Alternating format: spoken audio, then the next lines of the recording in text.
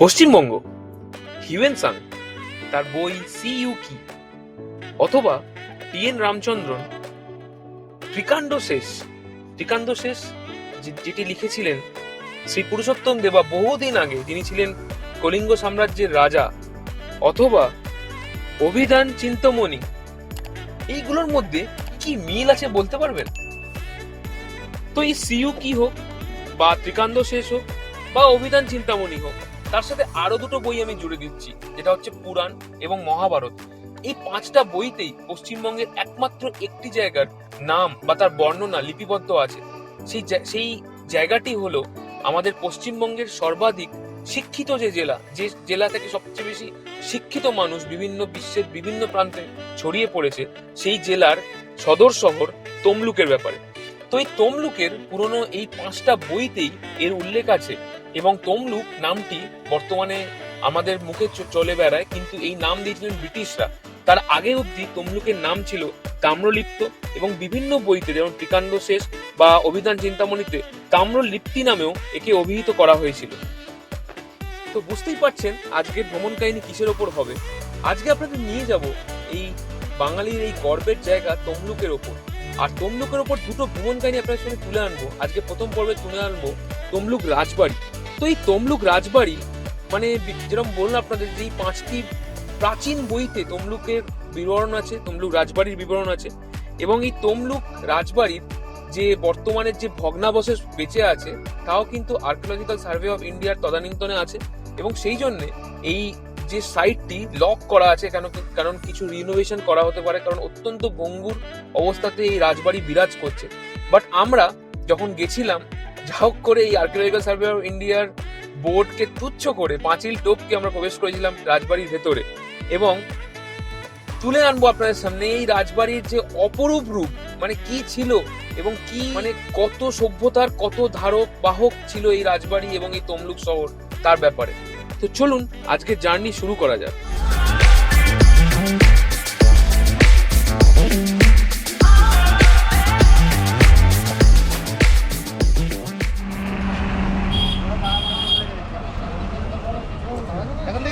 এই যে পরিচয় দাদা, কেমন আছেন? এখন থেকে রওনা হবো, এবার আমরা রওনা হবো। আমাদের 2জন মেম্বার চলে গেছে তেল করতে। কোথায় রওনা হবো? চা টাকাচ্ছি সেটাও তুলতে হবে। এটা কিছু করার নেই, এটা সব তুলতে হবে, তারপর তো ঠান্ডা। তো দেখতে পাচ্ছেন আমরা সবাই আবার এসে গেছি। আজকে যাব হচ্ছে আমরা তমলুক রাজবাড়ি, তমলুক বড়ভীমা মন্দির। আর কোথায় যাওয়ার প্ল্যান আছে? আর কোথাও না, এই যে বলছিল আশেপাশে যা জায়গা যে সিগারেট খাচ্ছি সেটাও দেখাচ্ছি। কি আছে, বলছিল যে রাজবাড়ি থেকে লুচি আর আলুর দম খাবে। সেখানে ভগ্ন জায়গা একটা আর্কিওলজিক্যাল সার্ভে অফ ইন্ডিয়া 2022-এ নিয়েছে। হ্যাঁ, মহিষাদলটা ভালো আছে। যাই হোক, এখন আছে হচ্ছে লাইব্রেরি মোড়ে। দেখলাম খাওয়ায়, আরে এটা তো ঘর ভাড়াই দেয়, ও তো অন্য রকম। এটা তো রুইন্স বলছে, ভগ্ন। তো চলুন রওনা হবে, এবারে একদম গিয়ে কোলাঘাটে দেখা হবে।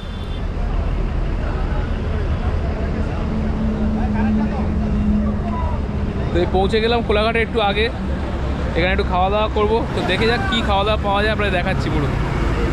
সবাই এসে গেছি এখানে আমরা। আরে মানসালে, আরে কেমন লাগছে? কেমন আছেন? কেমন ইডলিগুলো? ভোরবেলা ইডলি খেতে কেমন লাগছে? Heavy heavy. কেমন ইডলিটা, কেমন একটা এই 5 কোয়া চপের মতো। কেমন লাগছে ইডলি খেতে? খুব ভালো, খুব ভালো। হ্যাঁ, দারুণ। এর থেকে ভালো বানায়। কি করছে? হ্যাঁ হ্যাঁ, আপনি কি খাবেন? তুই ঢুকে কর না। আচ্ছা আচ্ছা। আসুন না, দারুণ ইডলি, দারুণ চাইলাম চা দিয়ে গেল ইডলি, দারুণ। চাইলাম ইডলি দিয়ে গেল লুচি। দারুণ দারুণ, দুর্দান্ত হয়েছে। দই দিয়ে যাওয়া। অখাদ্য ইডলি খাওয়ার পর জঘন্য স্পঞ্জের ইডলির মতন, এত বাজে ইডলি কেউ খায়নি কোনোদিন। কেমন কেমন লাগলো ইডলি? 3rd ক্লাস একদম। এরা আবার চা খেতে যাচ্ছে, ওখানে চা পছন্দ হলো না, এখানে চা খাবে। এখানেও একই দাম হবে, এখানেও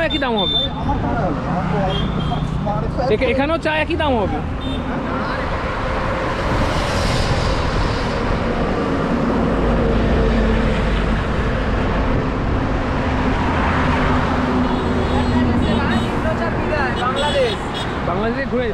কি কনফিউশন প্রচণ্ড নাকি? ওই তো এসে গেছে নেতাজিনগর এসে গেছি আমরা। আর 4 কিলোমিটার রাধামণি এসব আসছে। কি গরুর গাড়ি চেপে আসছো নাকি?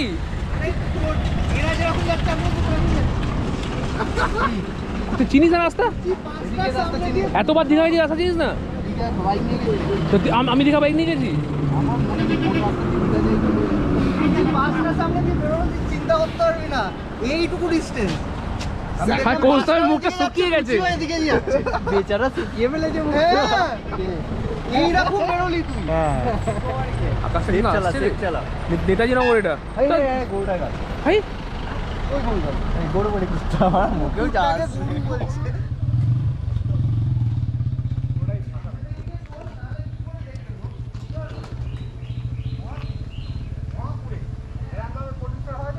যাবে যাবি? তো দেখতে পাচ্ছেন এই তমলুক রাজবাড়ি আমরা এসে গেছি, কিন্তু বর্তমানে যেহেতু এইটা archaeological survey of India acquire করে নিয়েছে রিনোভেশনের জন্যে, তো এই জন্য দেখতে পাচ্ছেন এখানে ফেন্সিংও দিয়ে দিয়েছে ধার দিয়ে। আর এটা 2022-এর বোধহয় 1 জানুয়ারিতে অ্যাকোয়ার করেছে, তো তার আগে ঢুকতে দিত, এই মুহূর্তে ঢুকতে দেয় না। তো তমলুক বা তাম্রলিপ্ত দক্ষিণে বঙ্গোপসাগর, পশ্চিম দিকে সুবর্ণরেখা নদী, রূপনারায়ণ নদী নিয়ে গড়ে উঠেছিল। তো প্রাচীন জনপদ যখন এই এত জলরাশি আছে, তো প্রাচীন যুগে তো তখন বাস, ট্রেন, ট্রাম কিছু ছিল না, তো মূলত পরিবহন হতো জলপথে। তো এত ভালো নদীপথ হওয়ার জন্য সবচেয়ে বড় নদী বন্দর ছিল, এবং তার উল্লেখ পুরাণে এবং মহাভারতে খুব ভালোভাবে বর্ণিত আছে। এবং এরকম বলা হয় যে আর্কিওলজিক্যাল সার্ভে অফ ইন্ডিয়ার যে ধ্বংসাবশেষ পাওয়া গেছে বিভিন্ন জায়গা থেকে তমলুকের, সেখান থেকে বোঝা যায় যে এই যে সেটেলমেন্ট, এটা কমসে কম 3000 মানে 3rd সেঞ্চুরি বিসি, মানে বুঝতে পারছেন আজ থেকে 5000 বছর আগের সভ্যতার নিদর্শন ক্যারি করে। কারণ এখন আমরা আছি 2024, সেই জন্য এখনো তমলুক বা পূর্ব মেদিনীপুর অঞ্চলে অনেক জলাভূমি এবং লেক আজ অব্দিও পাওয়া যায়। আমি বললাম তো এই ফেন্সিংগুলো দিয়েছে আর্কিওলজিক্যাল সার্ভে অফ ইন্ডিয়া নেওয়ার পর থেকেই ফেন্সিংগুলো দিয়ে দিয়েছে। তো এই তমলুক হচ্ছে প্রাচীন তাম্রলিপ্ত শহর, যা আপনারা যদি মহাভারত ও ডিটেলসে পড়ে থাকেন, কৃত্তিবাসী এই আপনাদের বেদব্যাসের মহাভারত, তো সেখানেও উল্লেখ আছে যে এই তাম্রলিপ্ত শহরের, কারণ তাম্রলিপ্ত আগে ছিল মানে ঐতিহাসিক আমলের বন্দর, নদী বন্দর ছিল। তারপরে ভৌগোলিক চেঞ্জের ফলে নাব্যতা কমে যাওয়ার দরুন নদী, রূপনারায়ণ নদী, তারপরে এটা নাব্যতা হারায় এবং বন্দর এখান থেকে উঠে যায়। কিন্তু বহু যুগে প্রাচীন মানে প্রায় 2500 বছর পুরনো যে সভ্যতা উল্লেখিত আছে, সেখানে এখানে এই বন্দরের কথা উল্লেখ আছে। ইন্দো গ্রিক স্থাপত্যের একটা অন্যতম উদাহরণ ছিল, যেটা প্রায় আজ থেকে 2,500 বছর আগের, মানে 300-400 বিসি, ওই সময়কার অনেক কিছু স্থাপত্য ছিল। কিন্তু বর্তমানে দেখতে পাচ্ছেন এই গেটে তালা দেওয়া। এই ছিল রাজবাড়ির সামনেটা, পুরো ফেন্সিং করে দিয়েছে, ঢোকার জায়গা নেই। আর যারা মহাভারত ভালো করে পড়েছেন, আমার মতন নয়, আমি মহাভারত ওপর দিয়ে পড়ে গেছি, সেই পর্বে যখন ধৃতরাষ্ট্রকে সঞ্জয় শোনাচ্ছেন যে ভারতবর্ষের কোন কোন নদী, কোন কোন সাম্রাজ্য বিখ্যাত, তখন কিন্তু তাম্রলিপ্তর নাম সঞ্জয় ধৃতরাষ্ট্রকে উল্লেখ করেছিলেন। এখনো আমি যখন কথাটা বলছি আপনাদের সামনে, আমার গায়ে কাঁটা দিচ্ছে। তো এছাড়াও মানে মহাভারত ছাড়াও মানে তমলুকের বিবরণ ভিভাস বলা হতো, যেমন মধ্যদেশ বা উৎকল স্টেট অফ কলিঙ্গ, বঙ্গ, এই ধরনের যে রিলিজিয়াস বুকগুলো আছে, সেখানে তমলুককে বিভাস বলেও, ভিভাস VHAVAS নামেও অভিহিত করা হয়েছিল। সেই তোরণদ্বার, যেগুলোকে বলা হয় ইন্ডো গ্রিক স্থাপত্যের উদাহরণ।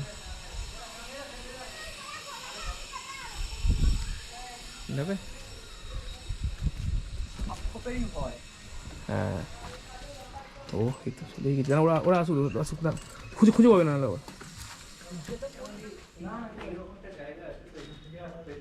একদম ঘুরে রাউন্ড হয়ে চলে আসে।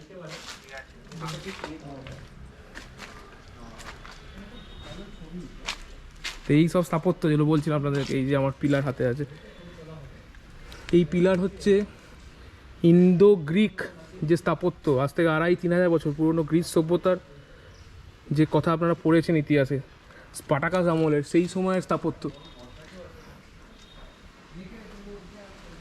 সেই স্থাপত্য যেটাকে এখন archaeological survey of India Indian historical সাইটের আন্ডারে নিয়েছে, এর কিছু রিনোভেশন হবে। তো এই তমলুক রাজবাড়ি অবস্থিত হচ্ছে তমলুক যে মানিকতলা, তমলুক যে পুলিশ স্টেশন মানিকতলা, তার পরের অংশেই কিছুটা গেলেই এই মাঠটি পড়ে, বিশাল একটা বড় মাঠ। আর তারপরে এই তমলুক রাজবাড়িতে আমরা ঢুকতে পারবেন। এবং ঢোকার রাস্তাটি খুব একটা স্ট্রেট নয়, আমরা এখান দিয়ে একটু বাঁকা টেরা রাস্তা দিয়ে উঠেছি।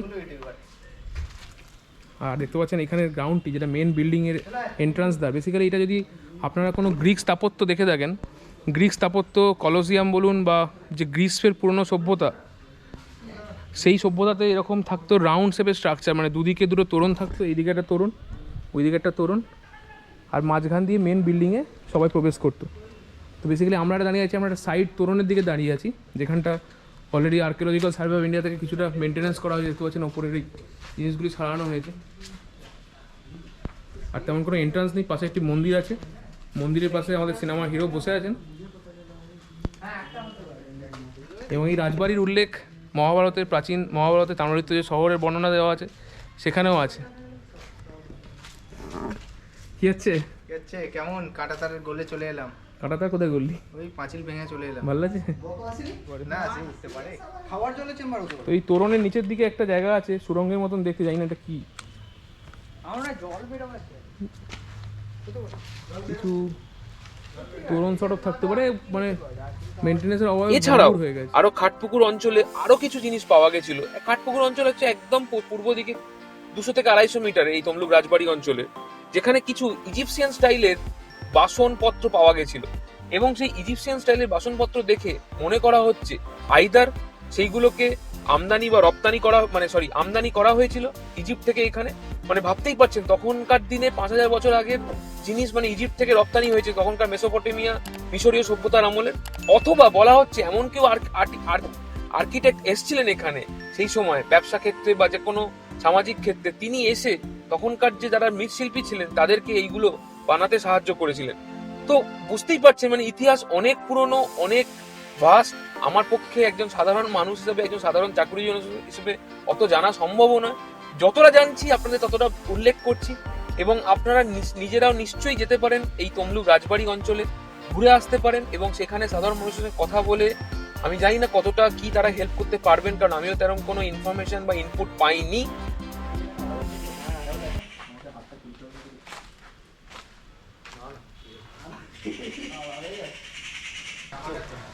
এগুলো সব এখানে সারিয়েছে, এগুলো কখনোই পুরনো ইট নয়। এইগুলো এগুলো সব সারানো হয়েছে। হ্যাঁ, পুরনো ছোট ইট হতো। এইগুলো কখনো পুরনো ইট হয়? এইগুলো নিয়েছে উপরটা দেখা যায়। ও পাগলা এই জন্যই বলছিলাম গুল্লুকে দরকার। কেমন বুঝিস না তুই? ফাঁকায় দাঁড়াও, আরো ভালো ছবি। তো বেশ মনোরম অভিজ্ঞতা হলো আজকে। এরকম কোনো ভাঙা রাজবাড়ি, ভাঙা ঐতিহাসিক জায়গা যে বাড়ির এত সামনে থাকতে পারে ভাবিনি কোনোদিন। এই ইটগুলো ভাবতে পারছেন, এগুলো ভাবুন তো 3000 বছরের পুরনো স্থাপত্য। 3000, 3500 কোথাও উল্লেখিত আছে, মহাভারতের উল্লেখিত আছে, বর্ণনা আছে। তো বেশ রোমাঞ্চকর অভিজ্ঞতা হলো, আপনাদেরকেও রেকমেন্ড করব এসে এখান দিয়ে ঘুরে যাবেন। শুধু এই রাজবাড়ি নয়, এর সাথে আমি দেখাবো আপনাদেরকে বর্গভীমা মন্দির যাব। তো আজকের এই ভিডিওতে আমি শুধু রাজবাড়ি তুলে ধরলাম, পরের ভিডিওগুলোতে আমি তুলে ধরবো আপনাদের সামনে বর্গভীমা মন্দির বলুন বা রূপনারায়ণ নদীর তীর বলুন তমলুকে। তো এখানে লাগোয়া একটি মন্দির আছে, আর সামনে আপনাদের রাজবাড়ির প্রবেশদ্বারে, যেখানে এখনকার মানে তখনকার দিনে রাজাদের যে অ্যানসেস্টাররা আছেন তারাও সামনে বাড়ি, তাদের পাকা বাড়ি। সেখান থেকে আমরা পারমিশনের জন্য গেছিলাম, বাট পারমিশন বললো আমরা দিতে পারবো না, আর্কিওলজিক্যাল সার্ভে অফ ইন্ডিয়া থেকে দেয়নি। তো কাউকেই পারমিশন দেওয়া হবে না। তো যাই হোক, চলুন। আর এর সাথেই আমি সাইন অফ করলাম আজকের এপিসোড থেকে। আশা করি ভালো লাগলো খুব। একটা পুরনো বাড়ি, পুরনো রাজবাড়ি, পুরনো ঐতিহাসিক জিনিস বাগনানের এত কাছে। আমরা অনেক দূর যাই, দিল্লি যাই, আগ্রা যাই, রাজস্থান যাই ঐতিহাসিক জিনিস দেখতে। যাই হোক, কেমন লাগলো নিশ্চয়ই জানাবেন কমেন্ট করে। আর আপনাদের তমলুকের আরও কিছু জায়গা থাকে এরকম, বা আশপাশে মেদিনীপুর অঞ্চল, কারণ ঐতিহাসিক জায়গা, মাতঙ্গিনী হাজরা সতীশ সামন্তদের জায়গা, সেই ঐতিহাসিক জায়গার আরও কোনো ভালো জায়গা থাকলে নিশ্চয়ই জানাবেন। আর খুব তাড়াতাড়ি আপনার সামনে তুলে আনবো মহিষাদল রাজবাড়ি বা আশপাশে যে রাজবাড়িগুলো আছে সেইগুলো। চলুন, সাইন অফ করলাম আজকে। ভালো থাকবেন, সাথে থাকবেন। তো দেখছেন আমাদের ফটোশ্যুট হয়ে গেল। ও কিছুক্ষণের জন্য অবলুপ্ত হয়ে গেছিল সব পিকচার থেকে। এখানে আছে হচ্ছে রাধা মাধবজির মন্দির, তাম্রলিপ্ত ময়ূরধ্বজ রাজবংশ। এই সেই মন্দির দেখেছি, এইটাকে পুরো রিনোভেট করা হয়েছে। ওটাই। এখানে পুরনো কনস্ট্রাকশন আছে। হ্যাঁ, দাঁড়াও টুকলা এমনি দাঁড়াও বাবু। হ্যাঁ হারিয়ে যাচ্ছে আমার। দারুণ লাগলো। আধুনিক ও পুরনো মেলবন্ধন। আধুনিক ও পুরনো মেলবন্ধন একদম। পুরাতন আধুনিক, এটা কবে হয়েছে রিনোভেশন?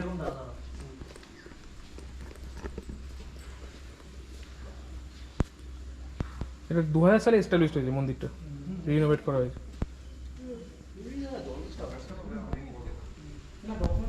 এই মাথায় যে মেঘটাতে ওয়েদারটা যে ফাটা হয়। জানি জানি এই জায়গাটা মেলবন্ধন। পরিবেশটা এখানটা একদম, মোবাইলেই ভালো উঠছে। পরিবেশটা দারুণ এখানটা, আমার ভীষণ ভালো লাগছে এই পরিবেশটা। এই সবাই মিলে বসে এখানে ছবি তুললে কিরকম হয়? আর তার না ছবি আঁকতে দিন ছেড়ে দেয় এবার। আচ্ছা নেক্সট আমাদের ডেস্টিনেশন।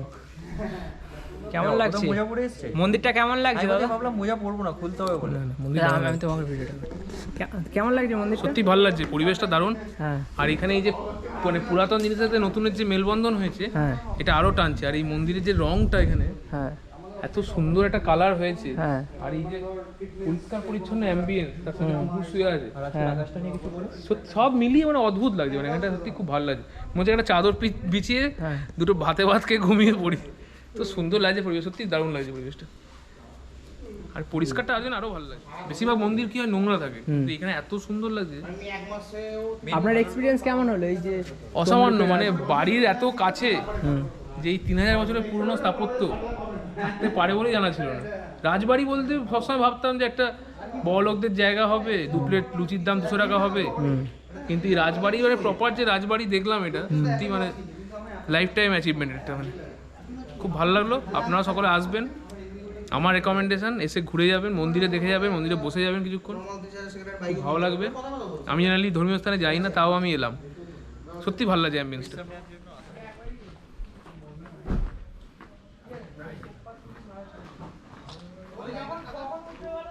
রাজা সুরেন্দ্রনারায়ণ রায় লবণ আইন অমান্য আন্দোলনের সহসভাপতি নেতৃত্ব দিয়েছিলেন। এটা সুরেন্দ্রনারায়ণ রায়ের মূর্তি। আর এটা হচ্ছে সুভাষচন্দ্র বসুর।